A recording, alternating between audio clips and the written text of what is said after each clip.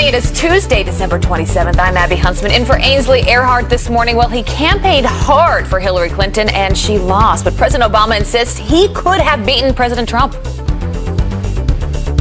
Again, and articulated it, I think I could have mobilized a majority of the American people to rally behind it. This morning, the president-elect is firing back. Wow.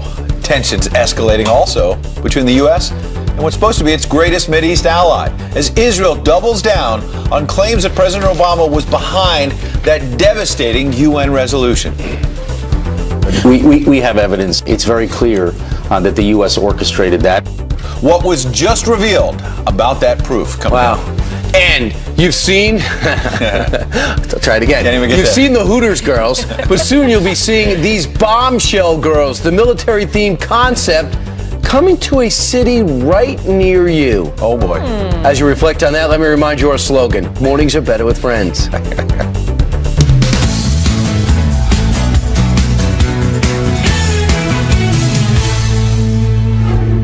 When you dance, dance, dance, feel good creeping up on you. So just dance, dance, dance. Come on, all those things I shouldn't do, but you dance, dance, dance. If you look closely, the only way to get in here is to have one of our passes.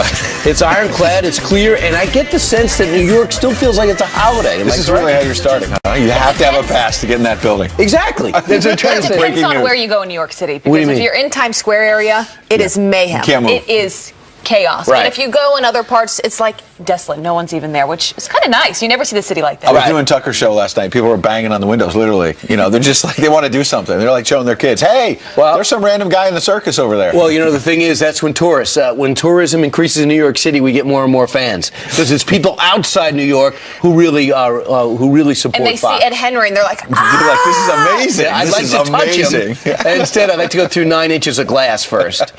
All right, so there was some news that came out yesterday in the political world where President Obama gave an interview with David Axelrod, and he was asked, could he have beaten Donald Trump in this past election? And he can't help himself in this situation. He cannot help himself. He said he could. Here's what he said. I am confident in this vision because I'm confident that if I had run again and articulated it, I think I could have mobilized a majority of the American people to rally behind it. Wait, you know, one of my first reactions?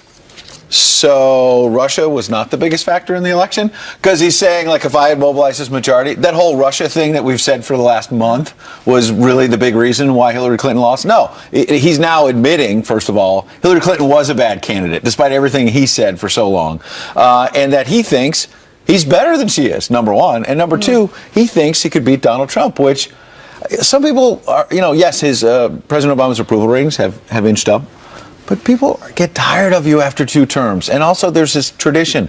Get off the stage. Get off the stage. He has lost 1,030 seats in the state legislature, in the House and the Senate since he took over, beginning in 2010 when people voted for other people than him. Also, when you go out and people mock and the late night hosts focus on Donald Trump's confidence and they say, oh my goodness, there's no difference. It's all in delivery.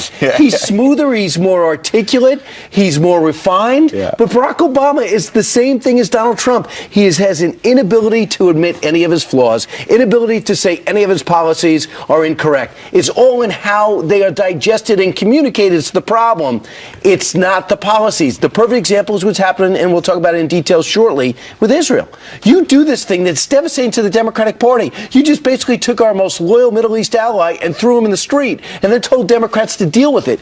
We had Congressman Sherman on the couch yesterday. Democrat. In the seats yesterday in the living room, and he says, I'm against this. Senator Schumer is against it. But Barack Obama says it, leaves the stage, and leaves Democrats to deal with that legacy. That might be one of the smartest things you've ever said, because that is so true. And not many people, including the mainstream media, they never pick up on that. Wait, what was the smartest thing you said? Between the lines and how important delivery is, but when you look past that, how similar the politicians are at the end of the day. So if you remember, back in September, President Obama gave a speech saying that it would be an insult to him, it would be an insult to his presidency if blacks and Hispanics did not come out in the numbers and he screamed for Hillary He looked Clinton. angry in his have that sound. We do have that sound. Yeah, let's hear it.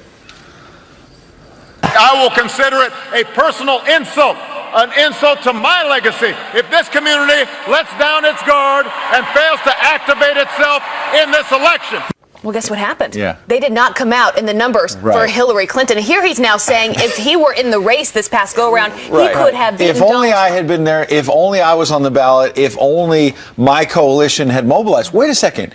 But you did say basically my name's not on the ballot, but my legacy's Right. on the line, and people didn't turn out. What I also found very disturbing for me is when I originally heard this, he brings up race again in this way. If we can't find a way to break through what is a complicated history in the South and start winning races there and winning back Southern white voters without betraying our commitment to civil rights and diversity.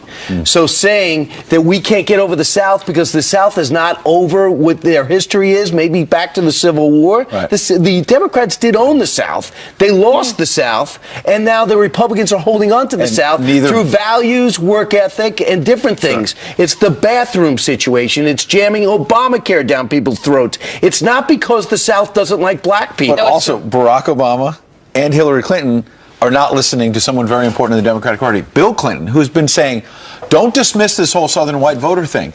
They really have concerns, and they're focused on jobs, not race. Not race. And nobody will listen to Bill Clinton. It's Bill Clinton saying it. Right. And you mentioned earlier there was all this talk after the election of Russia is to blame for this. You know, I've gone around to the diners around the country and talked to a lot of the voters, many of them that had been Democrats their entire life, like in Scranton, Pennsylvania. And I asked them, why did you switch your vote this time? And the reason was very simple. Two big issues for them: immigration, President-elect Donald Trump running on stricter laws for immigration, also Obamacare. Those are both big things that President Obama's hoping will be his legacy. So I was very curious to see if Donald Trump, who's been lauding the fact that he and the current president are getting along great and he's been a great advisor to him, what would he do with that statement? And here's what he said, relatively measured. President Obama said that he thinks he would have won against me. He should say that. But I say, no way, exclamation point. Jobs leaving, ISIS, Obamacare, etc. You're right. That's pretty measured. He's not dumping on President Obama. He doesn't want a war. It's very smart politically. I think Donald Trump he's thanked both Barack and Michelle Obama. You've been kind to my family.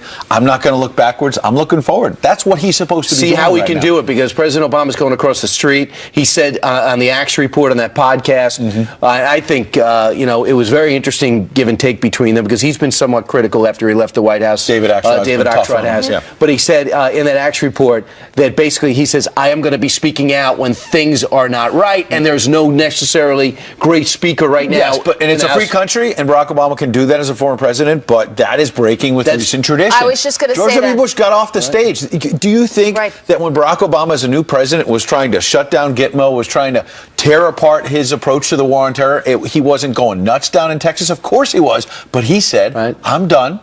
There's change happening. Let him have his You change. know, it's called statesmanship. What happened to that? Right. You know, you let the next administration come in, do what they're going to do. Remember, my successor, I owe my successor my silence, is what George Bush said. That's not going to happen here. Meanwhile, let's talk about the impact of the United Nations resolution against Israel building settlements in the West Bank. And that's to do that, Israel now doubling down, insisting the U.S. is behind the UN vote against the Israeli settlements. It comes amid worries that the country could face serious economic backlash in those settlements, including maybe some sanctions by the European Union. Yeah, Kristen Fisher is live for us in Washington, D.C. with the latest details that everyone is still talking about this morning. Kristen, what are you hearing? Well, Abby, it's important to keep in mind that this is a non-binding resolution, meaning it has no teeth. Right now, it's all guidelines and recommendations, but that could change. Not only does this resolution demand that Israel stop all settlement activity in the West Bank, it also calls into question the legality of Jewish prayer at the Western Wall, because, according to this resolution, the Jewish quarter in the Old City of Jerusalem is quote-unquote occupied territory. Now, some of the other key concerns that Israelis have about this resolution are that it opens the door for potential boycotts of Israeli products that are produced in Jewish settlements in the West Bank. And if other nations don't boycott their products, then perhaps they'll simply label them as settlement products in an effort to curb sales. Another concern: that this resolution opens the door for lawsuits against Israeli officials at the ICC. That means government ministers and senior officers could be accused of war crimes under the Geneva Convention. And finally, this resolution could lead to the creation of mechanisms to monitor and report Israeli actions. So just because this resolution doesn't have any teeth, it's still a huge symbolic blow for the Israeli people, and it could certainly have real-life ramifications down the road. And by the way, Abby and Brian. Thanks so much, Kristen. We'll talk to you later. Thank you. Also, it's important, the New York Times' first story is Israel not only is not backing down, they're beginning construction on 600 of the 5,480 new settlements in the area. So game on. Meanwhile, Israel's ambassador to the United States is promising to deliver proof that President Obama was behind the whole thing. He said this a couple of times yesterday. Here's Ambassador Ron Dermer. He says first he's going to send it to Trump, and then he's going to tell everybody. We have that evidence, and as I said earlier, we're going to present it to the new administration, and if they choose to share it with the American people, that'll be their choice. But we have evidence. What David said is only part of what we have, and it's very clear that the U.S. orchestrated that.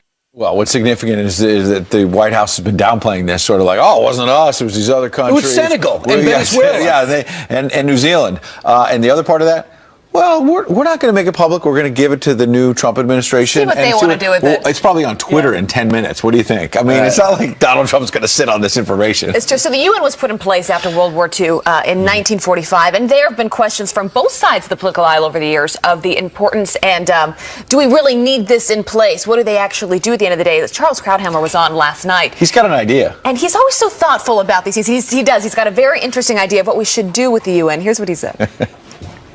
It is an organization that exacerbates tensions. It does not assuage them. It was born in hope. The end of the Second World War, it turned out to be a disaster.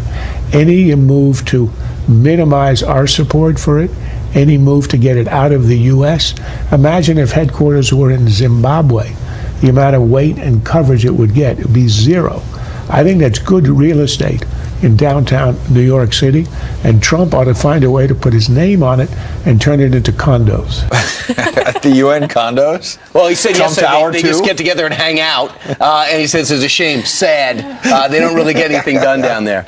So I have to say, I think, doesn't Donald Trump already have a building like across from the UN? I seem to remember Derek Jeter living there. I don't know. It's a random Yankees fact that I have. I think he might, but yeah, he's smart enough to know I'm going to live in New York for a little while, but I'm going to keep my residence in Florida because they have no state tax. Yeah, this is Donald You're Trump. exactly No, right. that's Derek Jeter. Oh, that's Derek Jeter. Yeah, but Donald Trump might be doing that too, right? By the way, if we toss to Heather now, she's also tax-free. I wish. Yeah. Right? That would be Right. the best Welcome Christmas back, gift ever. Heather. How you doing? Great to see you Merry guys. Hope you Christmas. all had a wonderful, wonderful Christmas. Good morning to all of you. Let's start right now with a Fox News alert. There is a manhunt that is intensifying at this hour for the last of 6 inmates who broke out of jail by using a leaky toilet.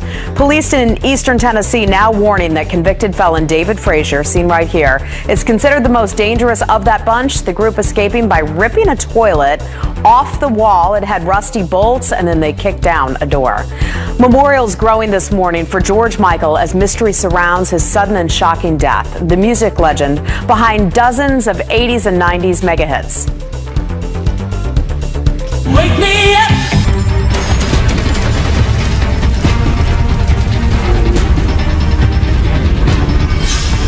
We have to stop ISIS. We have to knock them out. Have no choice. Have to knock them out. We'll do that. All right, President-elect Trump vowing to take down ISIS, as you know, he said it many times when he takes office. But ISIS is not the only terror threat out there, sadly. Here to map it out even more is Ryan Morrow. You know him. He's a national security analyst at Clarion Project. Ryan, welcome. Thanks so much for having me. All right, and we know that Donald Trump watches the show. So, Donald, it's more than ISIS, Mr. President-elect. For example, Muslim Brotherhood. Right, it seems very likely that President Trump is going to designate the Muslim Brotherhood as a foreign terrorist organization. These are some of the Brotherhood's fronts in the United States. They may not violently retaliate, but if there's a political crisis because they're getting cracked down upon, you don't know exactly what's going to happen. Wait a second. Sure. But before we do this, these are different camps in the U.S.? Well, these are different front organizations for the Muslim Brotherhood and that they have a lot of claim their influence. foundations. Yes, they claim that they're nonprofits, but we know from the Justice Department that they are Muslim Brotherhood front organizations. The camps that you were referring to is this organization, Muslims of the Americas. They claim to have 22 of these enclaves around the United States. And according to our sources within the organization, they believe Donald Trump is going to crack down on them, have law enforcement raid them, and they see that as the fulfillment of end times prophecy. One of the first things that George Bush did when he took on al-Qaeda is try to look at their financing and maybe some of the other groups that might be getting financing from the U.S. U.S. He started cracking down through the Treasury. Can you start choking some of these organizations out through the Treasury? Very possible, because they engage in a lot of criminal activity. We're talking about charter school scams. They used to have a 100-acre training camp in Colorado that was raided in 1992. So it can be done, and this group believes that Trump will do that. And so they're preparing for that. Number 3, Afghanistan. We don't hear too much about this, but there are 20 terrorist organizations operating in this area, and Pakistan's down here. The Afghan government only controls about 60% of this territory. So right now we have 10,000 troops in Afghanistan. And with those 10,000 troops, Al-Qaeda is now back in there, and they're coming from Pakistan into Afghanistan, where they're feasting on our guys and also getting additional training to go out and disperse throughout the region. Right, and so it's not just Al-Qaeda. Taliban controls about 10% of this country, but 20 different terrorist groups. So just like we talk about Iraq and Syria today, expect us to be talking about Afghanistan next year. All right, so let's move on to this other map, and this is perhaps the most challenging. Right, because the nuclear deal is a disaster, and I hope that Donald Trump scraps it. But coming with that is that there may be a mad dash towards nuclear weapons and a terrorist offensive by Iran. Now, a lot of people say, well, how does that impact us? Well, you have to look at the shipping lanes. So if you look at these two areas, very critical shipping lane, as well as right here. Your livelihood economically depends upon those being free, and Iran has the capability to strike at them. The Saudi oil fields in this area as well is also very critical to the world surviving economically. Many people would say it's important to show strength and muscle early, because our ships have been buzzed, our helicopters have been, our ships have been taunted and harassed in that area, and we've done nothing to respond. What could Donald Trump do to send a message to Iran, who's very open to signals like the toppling of Saddam? They become more compliant when they feel threatened. What could he do early? Even under the deal, we are allowed to sanction them for human rights violations and sponsorship of terrorism. We can sanction the hell out of them for that, and also support the Iranian people. I know he's criticized the strategy of regime change, but when it comes to the Iranian people, they deserve it. Boeing and their secret elements to this deal, Boeing and company are doing deals with Iran. Now you have those deals are in place. They've gotten everything already. For us to blow up the agreement would be to Iran's advantage, because that means they could get all the sanctions lifted and they could start their nuclear program. So well, that's I think the status quo is working very well for them. The last one, the number 1 threat is who benefits from ISIS collapsing if General Mattis beheads them? Is it Al-Qaeda coming back, or is it a new group that rises and says, we know where ISIS went wrong? Follow us. Ryan Morrow, thanks so much. Thank you. All right, and sadly, even though we're winning against ISIS, they're still there. All right, meanwhile, coming up straight ahead, what do a millionaire, a state lawmaker, and drug dealers have in common? They all got busted for using food stamps this year. Is it time to finally end that program? We'll debate it next. And you've seen the Hooters girls maybe too often, but soon you'll be seeing these bombshell girls, the military-themed concept, coming to a city near you. And now some news by the numbers. First, $500. That's how much House Republicans want to fine Democrats if they stage another one of those gun control sit-ins on the House floor. Last summer, they did it for 25 hours. Next, 100. That's how many locations the Houston-based Bombshells restaurant and bar is aiming to open all across the country within the next 5 years. The military-themed restaurant features, yes, scantily clad waitresses and World War II-themed food and drinks. Finally, 1. From the mountain. Jackie Evancho's album sales skyrocketed too after she agreed to sing at President-elect Donald Trump's inauguration. Abby? What you call karma. She is fabulous. Thank you, Ed.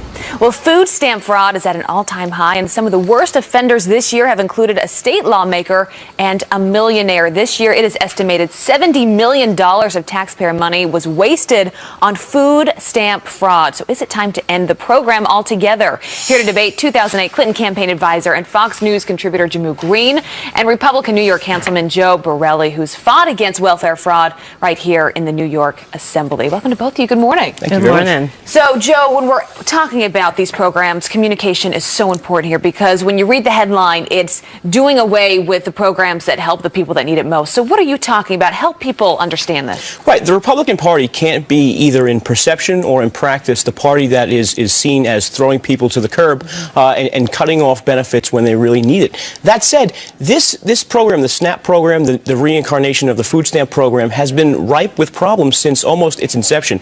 Bob Dole all said in 1977 that we have finally eliminated the greed, and fed the need. And unfortunately, 40 years later, we still see the same problems with fraud, with abuse, and really just overspending on this particular program. A lot of Democrats, Jimmy, though, are saying we just need more of this.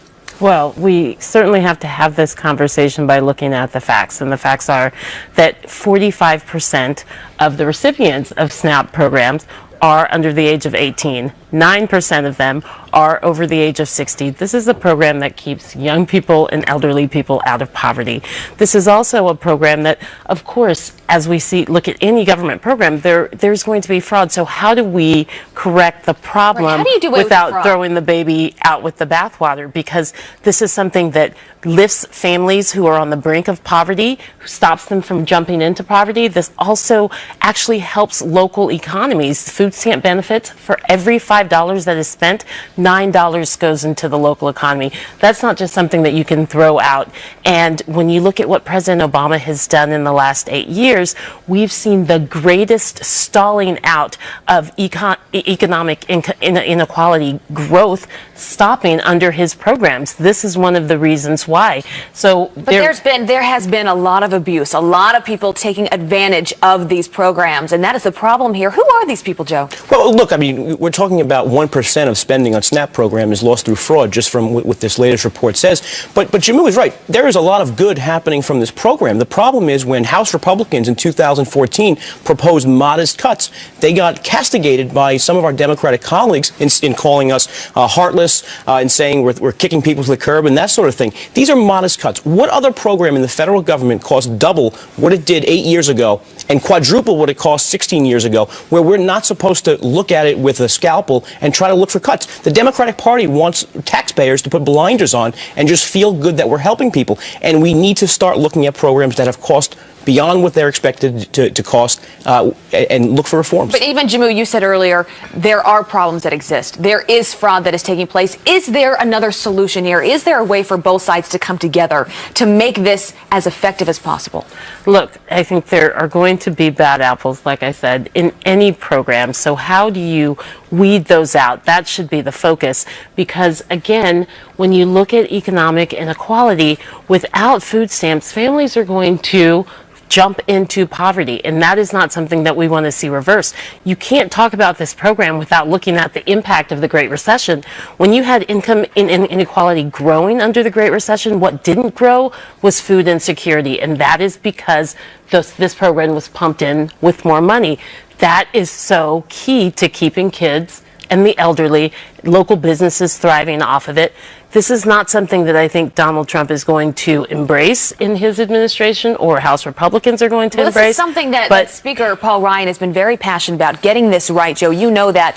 Is there anything that can be done, that will be done, you think, in the next 4 years? Well, I think there will be. The House Committee on Agriculture published a report this year talking about a number of ways that they can use some real means-tested method and metrics to determine new criteria for people, whether it be income and asset calculation and various things.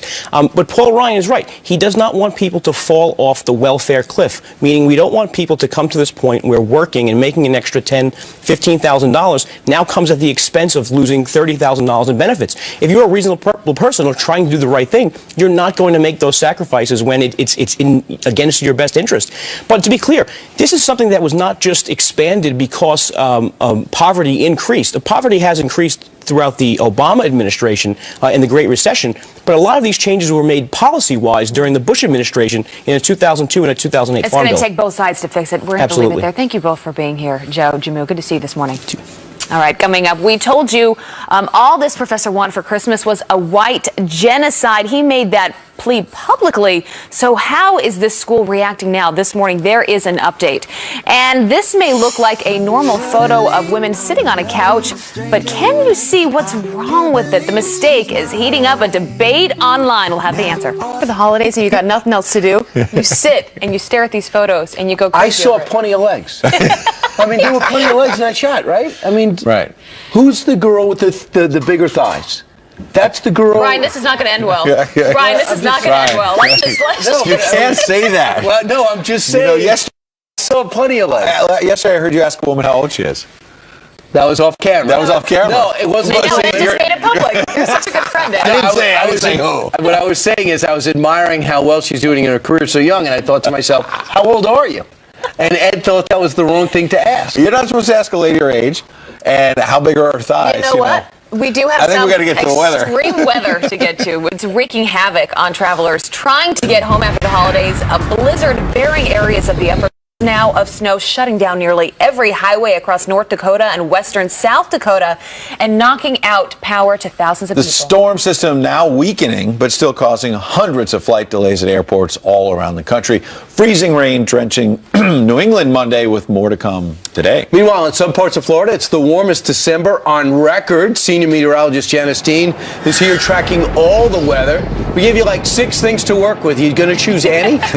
6 things to, well, here's the thing. Brian in the hallway just complained about the fact that it was too warm in his office, and I told him... No, too cold in my office. Mine Yet is it's too. warm outside. I said, why do I need air conditioning in December? I'm not sure. Who's paying for the Freon? But facilities are the people to ask, not the weather person. Yeah, good point. Let's take a look at the map, because all that warm air, we are setting records across Florida, has moved up to the northeast. It's 55 degrees right now in New York. I am sporting a springtime jacket, if you'd like to know. 25 in Chicago. That's where the colder temperatures are across the Midwest. You can see where the cold front is. All right, look at the temperature difference from this time yesterday. A 21-degree difference in New York City, 35-degree difference in Caribou, Maine, and you get the picture. We got some cold air moving in, but for now, enjoy it. There's going to be people wearing shorts here in New York City, I guarantee it. Weather delays, the FAA says all is well, but of course, it doesn't hurt to check with your air carrier if you are traveling today. We do have a storm system that's going to exit the East Coast, and then a new one moving into the West, and that's the one we're going to have to watch potentially for a winter storm Thursday and Friday here in the Northeast. I think it's going to be too warm for a big snowstorm, but again, we're going to have to watch it. And then the new storm in the West behind that could give us a little bit of inclement weather for the New Year's Eve festivities. So that's something we're going to have to watch over the next couple of days. Okay, Brian, I apologize for the coolness in your office. There's nothing I can do about it. I just like Janice bringing out another conversation you had off the record. Yeah, I know. It's unbelievable. Off camera. Brian, I mean, why do I talk to anybody in the breaks? Thanks, Heather, now, don't reveal anything. Hey, Heather, what did Brian say to you in the commercial We break? talked about That Christmas. he doesn't believe in Christmas. No, I believe in Christmas. What is going on Something with about you? your mother-in-law is cooking? I That is not true. That is not true. Good morning. Good morning to all you. Hope you're off to a great day. Speaking of Christmas and over the weekend, take a look at this, and it is a Fox News alert. Pandemonium and chaos at malls across the country, with people literally fighting for those after Christmas deals. Incidents reported at malls in 10 states on Monday alone. In New Jersey, shoppers stampeding the exits after they thought a gun was fired. Wait. Oh, no.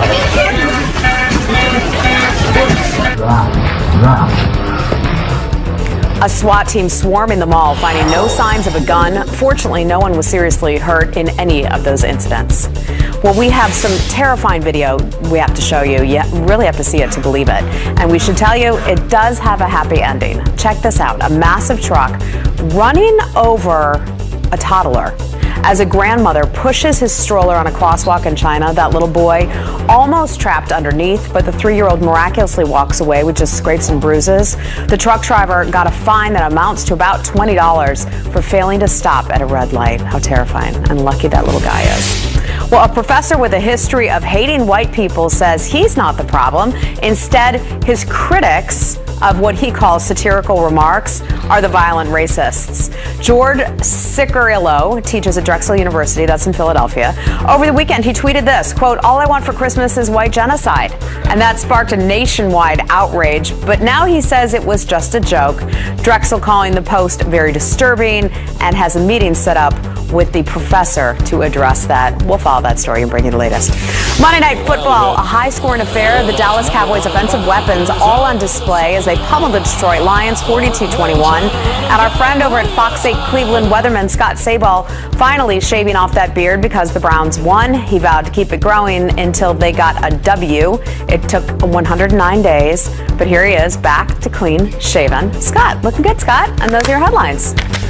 Okay, soon. Speaking of football, Yeah, speaking of football, let's talk about what happened Monday night and also the NFL playoff picture breaks down because we know in the end the Super Bowl will be a Fox Super Bowl. Here to break it down for us, Rich Big Daddy Salgado, Coastal Advisors, handles a lot of the insurance for a lot of the players in the league, and Mike Martucci is the CEO of Big Blue Travel because this game is all about the fans. We'll talk about you in a second, but real quick, Rich, when you saw that game last night and people are looking at Dallas, they have now matched their season total, all-time season total for wins in a regular season. How did this happen? They came out and balled, and obviously they got the two probably reigning MVPs with Prescott and Elliott on offense. But, you know, they always have a hard... Rookies. Both rookies, so it's going to be interesting who gets Rookie of the Year. Is it good for America to have America's team good? Is it good for football? It depends. If you go to New Jersey, they may see things differently. People like it at the league. Is that marketing gold? Yeah, obviously, if Dallas goes to the Super Bowl, it's great for football. It's great for Dallas. But, you know, I have a prediction on who's going to be there, but I'm not thinking... All right, let's talk about it. Who's in the NFC hunt? Well, you've got Dallas is at 1, and then you've got Atlanta, Seattle, Green Bay. Green Bay and Detroit play next week, and then, of course, the Giants are in. And, you know, they can always create a havoc when they get in there. Washington and Tampa also have to win this Yeah, week. what about Tampa? My husband's from that area. Every year he says they're going to make it to Super Bowl. They haven't in a very long time. They have a 1% chance of getting to the Super Bowl. Getting into the playoffs. Getting to the playoffs. Well, and the Cowboys haven't been able to solve the Giants, who I root for, so we've got to say that. And then let's go over to the AFC, though. New England has clinched. Oakland, Pittsburgh, Houston, Kansas City, a lot of other teams in the mix there. Yeah, I mean, right now, New England, unless they lose at Miami, they seem to be holding down the fort. The last dynasty left in sports is New England, and then one of the great stories is the Miami Dolphins. Terrible start, great finish, first time they've been in the playoffs in years. Yep, and our guy Mike Tenenbaum's down there, so I was revamped the whole thing. That's right, did it all over, and you know what? Good for him and good for them. So, what's the big prediction? If you had to guess right now. Well, you know what? I'm going to get ridiculed to death, but I'm just going to say we're back. Third dance, Giants, New England. Wow. And we'll see if New England finally win this one. Now, let's talk about the fans. What does Big Blue bring to the table? What is this Big Blue organization? Well, Giant fans love to travel. They travel well, meaning that if you go onto a road game, you see the other team's fans on the road traveling to see the games. And we provide that service to make it easier for the fan. One key operation, turnkey. Go on our website, bigbluetravel.com. We will be doing playoff trips, finding out where we're going. Hopefully this weekend we'll know where we're going to go, and we'll have a playoff trip online where we provide the travel right to that city. We take them off the bus, bring them to the hotel. We bring them to a party the night before the game with a couple of players. We have a tailgate party, a ticket to the game included, and we sell that package through our website. So evidently, you know, a Giant Super Bowl would be tremendous again. You know, against the Patriots. Got to get another one of these. That's right. That's amazing. Can we get a close-up of this ring? Yeah, you got to put it on.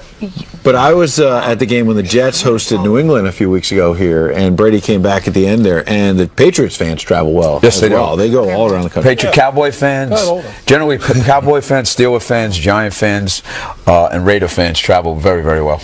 It matters more to the league. As much as you like the players, they come and go. The average career is, 3 or 4 years?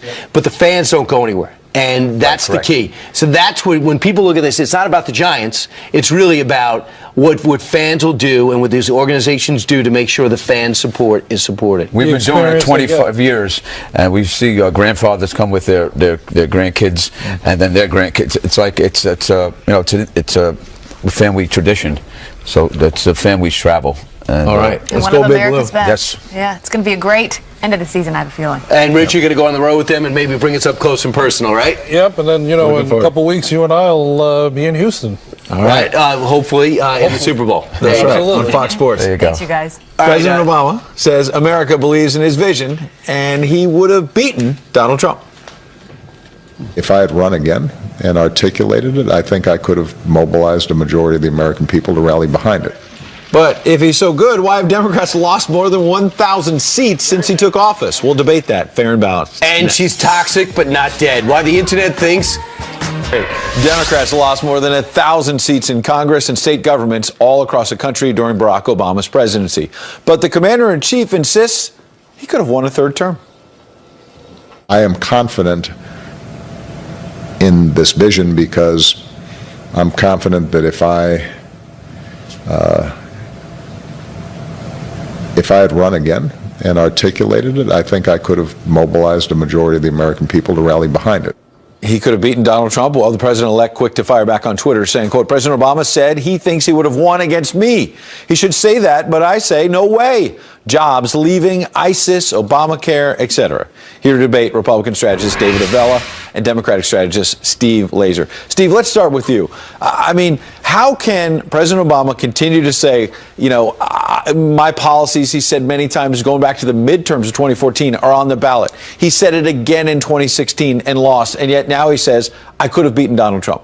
Well, he said it in 2012, he won. And look, he's at 56% approval. I think either of the last two Republican presidents would have loved to have had that approval level when they left office. I think, I would be happy to say that all these problems for Democrats in Congress and in state legislatures would go away when Obama left office. I'd be happy to say that not because I dislike him, but I would like to say that those problems are going to go away and we'd be able to do better in the midterms in 2018. That's just not the problem. Democrats have historically had problems in the midterm. I think that's a big reason for losing a lot of these seats. And also we have problems motivating our voters to vote for the state legislature races. I hear a lot of Democrats come up to me and say, I vote for president, I vote for Congress, maybe governor, but I leave the rest of the ballot empty and I undervote. So this is a problem that we're going to have to deal with going forward. It's been 20 or 30 years in the making. I wrote an article about it in 2006. So it's not the president's issue that we've lost all of these seats, definitely. Well, but David, I suspect you might, as a Republican, wish, even though you want Donald Trump now to become president, another 4 years of Barack Obama, Republicans would pick up even more seats around the country. Absolutely. The president has said it's going to be his number one priority after his presidency is to work to elect folks to Congress and to state legislatures, which, given his track record, we welcome his involvement in where we now sit. Look, it's going to take a case of amnesia for Americans, given President Obama's policy results and his divisive governing style. It's going to take a severe case of national amnesia to elect someone like President Obama or someone who wants to continue down the path that President Obama has started. And Steve kind of hit on it. Look, the 2018 elections favor Republicans in the U.S. Senate. Right. And you look at 2022 when redistricting will have happened, the states that are going to pick up members of the U.S. House are all in states controlled by Republicans in the state legislature. So we potentially are going to see growing Republican majorities the next couple of years. Interesting point. Let's look at the numbers, Steve. Democratic seats lost since President Obama took office, 1,030. That's all around the country. And David points out that will affect redistricting at the end of the decade because these are Republicans who are drawing up the lines for the new congressional districts in the House moving into the next decade. I still don't understand how you can say, look, this has been a success for Barack Obama when all around the country, Democrats have been losing seats. This has been the case really for the last 20 or 30 years. There's no question we have a tremendous amount of challenges that we're facing turning this around. But I think the biggest thing in our favor is Donald Trump and the Republicans taking power. I think the Democrats never do so well as when the country has a chance to see what Republicans are actually like when they're in power. So that's what I think is going to really turn things around for us. I think actually seeing the results. And I'm looking forward to watching the Republicans try to do better than President Obama. David, let me give you 15 seconds. What about, people think this is a diss from Barack Obama on Donald Trump. What about Hillary Clinton? He's basically saying, I would have been better than her. Democrats are only now coming to grips with the devastation that Hillary Clinton and Barack Obama have caused to their party. I mean, now you even have the candidates running for DNC chairman all running against what has happened the last couple of years under Barack Obama, in that they have not focused on their farm team operation. They have no rival to GOPAC out there working to build a team of folks to run for future office. All right, David, a lot of work ahead for the Democrats, no doubt. We appreciate Steve, David, both coming in. Thank you. Speaking of the president-elect, he says the world was gloomy before he won, and there was no hope. And America might agree. The new poll showing just how fed up we are with 2016. And act now, save later. We have the end-of-the-year money moves that'll save you some serious cold, hard cash.